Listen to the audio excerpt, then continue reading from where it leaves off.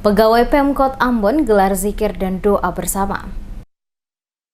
Situasi Maluku pasca gempa bumi Kamis lalu yang mengguncang Pulau Ambon dan sejumlah daerah sekitarnya, serta gempa susulan yang masih terjadi hingga saat ini, membuat masyarakat masih merasa trauma dan takut. Menyikapi hal tersebut, atas instruksi Wali Kota Ambon, maka jajaran pegawai pemerintah Kota Ambon baik umat Muslim maupun Kristen dan lainnya diminta untuk melakukan doa masing-masing. Terkait dengan itu, maka khusus untuk pegawai pemerintah Kota Ambon yang beragama Islam, diadakan zikir dan doa bersama dengan melibatkan masyarakat umum untuk bersama-sama melakukan zikir dan doa, memohon kepada Allah agar diberi keselamatan. Kepala Dinas Pendidikan Kota Ambon, Fahmi Salatalohi, di sela-sela kegiatan zikir dan doa bersama jajaran yang beragama Islam yang dilaksanakan pada Komplek Gedung Islamic Center Waihaong Ambon, sesuai dengan instruksi Wali Kota kepada seluruh pegawai pemerintah Kota Ambon. Oleh karena itu, khusus untuk umat Islam, pelaksanaan zikir dan doa bersama yang dilaksanakan oleh pegawai pemerintah Kota Ambon dengan melibatkan juga unsur masyarakat umum dilakukan secara bersama-sama di Gedung Islamic Center. Zikir dan doa bersama ini sebagai bentuk mendekatkan diri kepada Sang Pencipta sekaligus memohon doa agar masyarakat Maluku dan khususnya Kota Ambon selalu diberi perlindungan atas bencana alam yang berupa gempa yang terus-menerus masih dirasakan warga Kota Ambon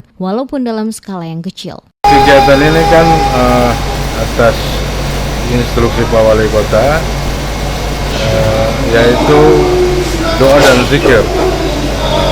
Doa dan zikir ini adalah kegiatan yang khususnya bagi pegawai-pegawai dan masyarakat di lingkungan Muslim. Sementara yang di lingkungan yang lain juga dilaksanakan kegiatan yang sama. Kegiatan yang sama juga dilaksanakan oleh saudara umat Kristen dengan mengadakan ibadah dan doa bersama agar diberikan perlindungan dan keselamatan dari bahaya bencana. Seperti diketahui, Kota Ambon adalah salah satu daerah yang terdampak langsung atas bencana alam, yakni gempa 6,5 skala Richter yang terjadi pada Kamis 26 September, termasuk gempa susulan 5,2 pada 2 minggu lalu.